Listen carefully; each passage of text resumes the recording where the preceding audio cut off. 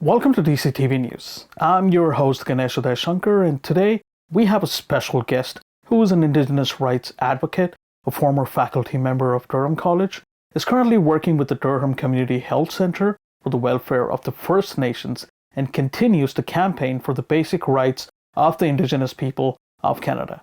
Welcome, Angela Duckworth. Arneen Bojo, Bamashi Megazan Quay Indigenous, Mikanak Doda Mindao, Caldwell Donjaba, Anishinaabe Quay, Shaganash Quay Indao, Chippewa, Potawatomi, Lenape, British Indao, Port Perry Donji. Hello, my name's Angela Duckworth.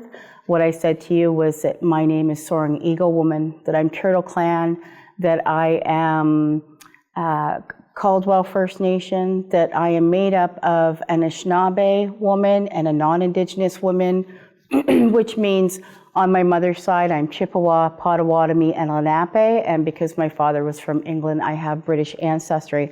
I also told you that I live in Port Perry. Thank you, Angela. It has been more than 5 centuries since the never-ending atrocities against the Indigenous people of Canada started.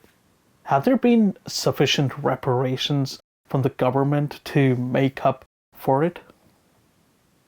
That's a simple question. I just have to say no. In reality, not enough has been done.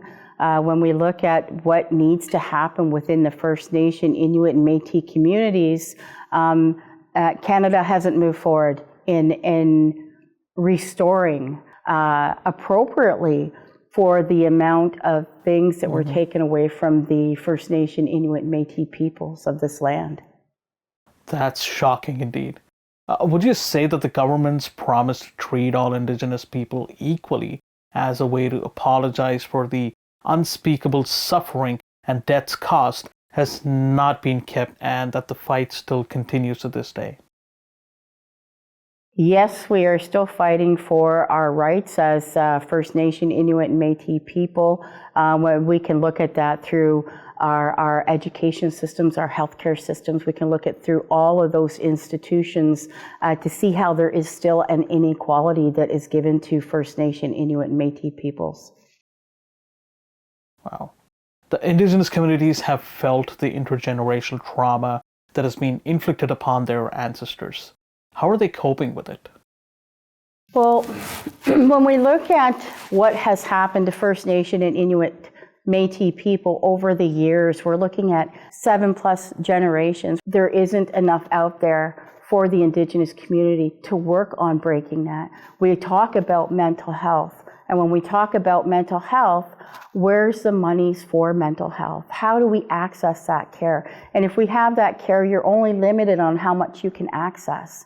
Right, so that is a challenge in itself, is being able to have enough services.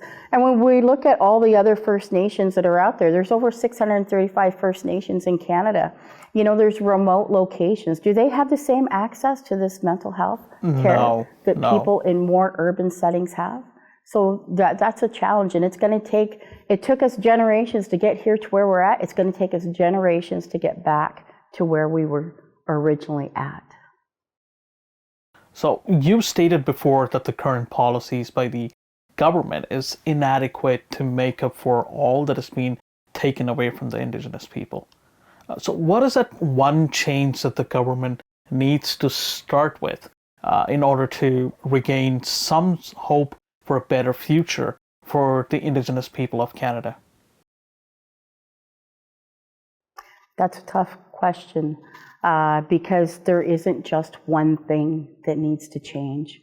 There are many things that need to change. When we look at those 94 calls to action that were put out in 2015, now today when we look, we're in 2024, we have 13 calls to action that have been addressed out of the 94. And this is going back from 2015.